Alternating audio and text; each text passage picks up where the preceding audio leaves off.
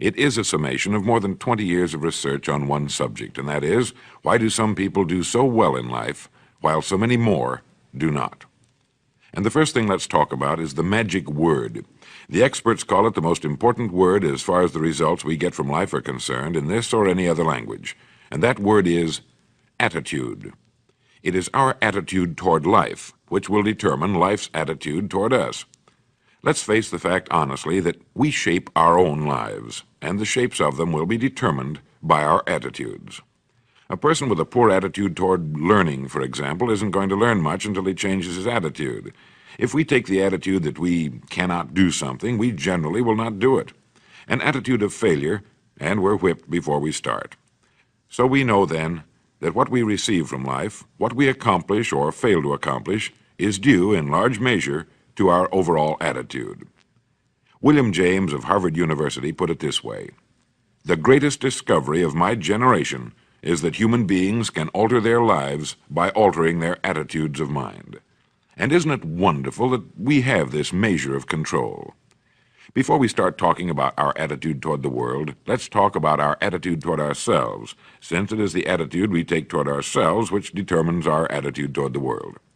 Now, right here we come to a rather strange fact. We're so familiar with ourselves, we tend to take ourselves for granted. We tend to minimize the things we can accomplish, the goals we can reach, and for some equally strange reason, believe others can accomplish things in our field which we cannot. There are literally millions of human beings living narrow, darkened, frustrated lives, living defensively, simply because they take a defensive, doubtful attitude toward themselves, and as a result, toward life in general. Many people are suspicious of and oppose change, yet change is the one thing in life on which we can absolutely count. People who stay young all the years of their lives not only welcome change, but see it for what it really is: new opportunity, new chances for further fulfillment. Attitude is a reflection, a result of a person's will. It is incalculably powerful. It can bring about marvelous results for us, but we need to train it patiently, day by day.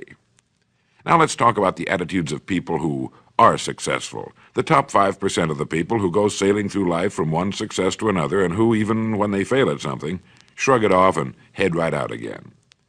No matter who the person is or what he does, men and women in sales, business executives, people in all the professions, wives and mothers, students, top people in the armed forces, public servants, men and women in the service of religion, working men and women in all fields of endeavor, wherever you find a person doing an outstanding job and getting outstanding results, you will find a person with the right kind of attitude. These people take the attitude toward themselves that they can accomplish what they set out to accomplish, that there's no good reason on earth why they can't be competent, successful. They have a healthy attitude toward themselves and, as a result, toward life and the things they want to accomplish. And because of this, they achieve some remarkable things, and they come to be called successful, outstanding, brilliant, lucky, and a lot of other things. They're quite frequently no more brilliant or outstanding than the majority of the people by whom they're surrounded. But they did develop the right attitude, and they found their accomplishments not too difficult, and many times surprisingly easy, simply because it seems that so few are really trying, really believe in themselves. Successful people come in all shapes and sizes and in widely varying degrees of intelligence, background, and so on. But they all have one thing in common. They expect more good out of life than bad. They expect to succeed more than they fail. If you want something worthwhile, take the attitude that there are a lot more reasons why you can have it than there are that you cannot, and set out to earn it. Go after it, work at it, ask for it, and 9 times out of 10, you'll get it. Our environment is really a mirror of our mental attitude. If we don't like our environment, we have to change our attitude first. Now, the world plays no favorites. It's impersonal. It doesn't care whether we change or not. Adopting a good, healthy attitude toward life doesn't affect the world and the people in it nearly as much as it affects us. It would be impossible to even estimate the number of jobs which have been lost, the number of promotions missed, the number of sales not made, the number of marriages ruined by poor attitudes. But you can number in the millions the jobs which are held but hated, the marriages which are tolerated but unhappy, all because of people who are waiting for the world and others to change toward them, instead of being big enough and wise enough to at least make a test which will prove beyond any shadow of a doubt where most or at least a big part of the trouble lies. Studies made of the lives of literally thousands of successful people have shown that they radiate confidence, assurance, they expect success, and they get success. You can spot these people by the way they walk, by the way they look and act. You can feel it about them when they enter a room. They may be short and fat, or tall and thin, or any combination in between, but they have about them the attitude of success. In the record Greener Pastures, I'll get into this next statement, but right now I want you to realize, if you don't already, that in 5 years or less, you can get right to the top of the work you're now doing. I know this, but the important question here is, do you know this? The minute you do know it, you'll have this right attitude I'm talking about. The easiest and most effective means of forming a good attitude habit is to begin to act as though you have a good, positive, expectant attitude toward life. That's right. Begin right now to walk, act, and look as though you belong to this group. If you're already in the top 5%, you'll know what I mean. If you've never tried it, you'll be amazed at what happens. Actions trigger feelings, just as feelings trigger actions. Now, let me tell you of a little test you can make which will prove beyond any shadow of a doubt that a good attitude can change a person's life as dramatically as walking from a darkened room into the bright, clear light of day. Not long ago, I read a line which went, "Life is dull only to dull people." This is true, but it also could have read, "Life is interesting only to interesting people," or "Life is successful only to successful people." Now, what I'm trying to say is that you must first become, mentally, from an attitude standpoint, that which you wish to achieve. A famous restaurateur was being interviewed by a reporter who asked, "When did you become successful?" He replied, "I was successful when I was sleeping on park benches, because I knew what I wanted to do and that I would do it." In short, his attitude had been one of success, of expecting success, long before the material, the tangible rewards of success had been earned. We'll get into this particular phase of Lead the Field in record number 3, A Worthy Destination. But for now, remember that a person must act, look, and because of these things, feel successful before the success he seeks can come. Chances are you know people who seem to be what others call lucky. All kinds of good and wonderful things seem to happen to them, and they give the impression of happily sailing through life, having a wonderful time, and getting more accomplished in a year than most people do in 5. This has been figured out fairly scientifically, and if anyone will conscientiously go about the test I'm going to recommend, and stay with it every day for the next 30 days without fail, that person can join this small, happy, and extremely productive group of people. He'll find himself becoming lucky, as they say, and most of his problems will pretty well take care of themselves. Of this you can be sure. The results will be nothing short of amazing. Now, it makes no difference how good a person's attitude has been in the past. Anything can be improved upon, and it's the small refinements upon something already good that makes it great. So here's the test.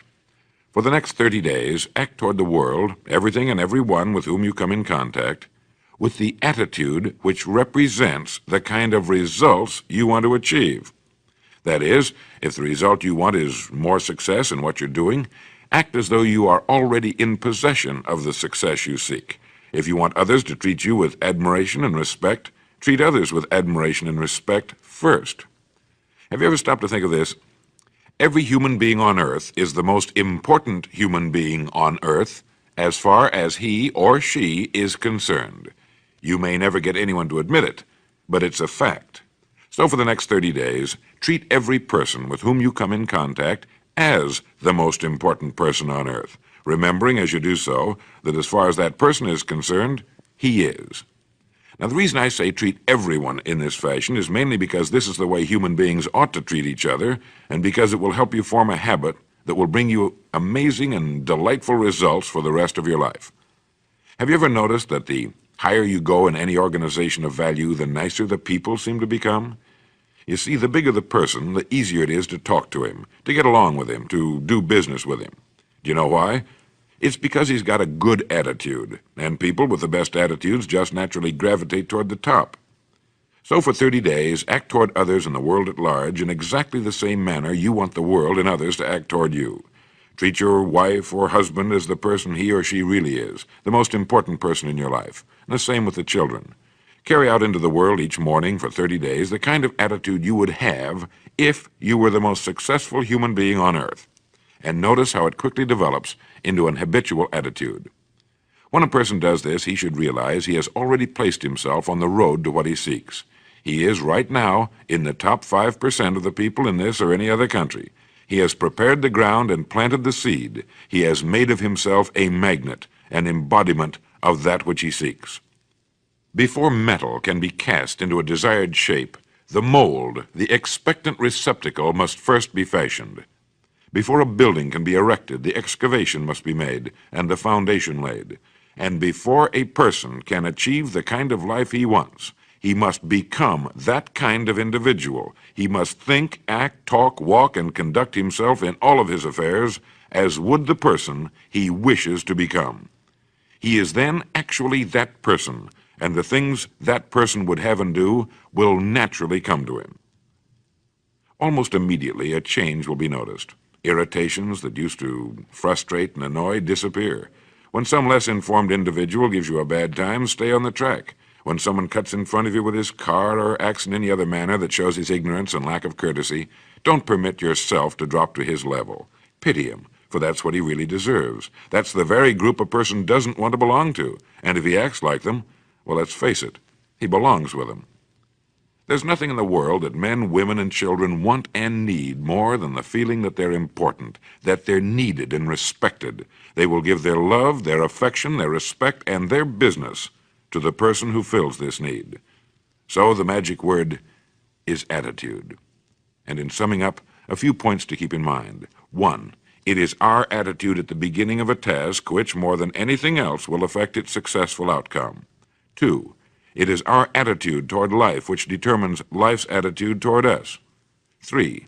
We are interdependent.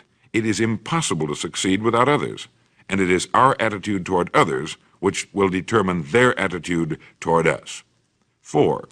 Before a person can achieve the kind of life he wants, he must become that kind of individual. He must think, act, talk, walk, and conduct himself in all of his affairs as would the person he wishes to become. 5. The higher you go in any organization of value, the better will be the attitude you'll find. 6. Your mind can hold only one thought at a time, and since there's nothing at all to be gained by being negative, be positive. 7. The deepest craving of human beings is to be needed, to feel important, to be appreciated. Give it to them, and they'll return it to you.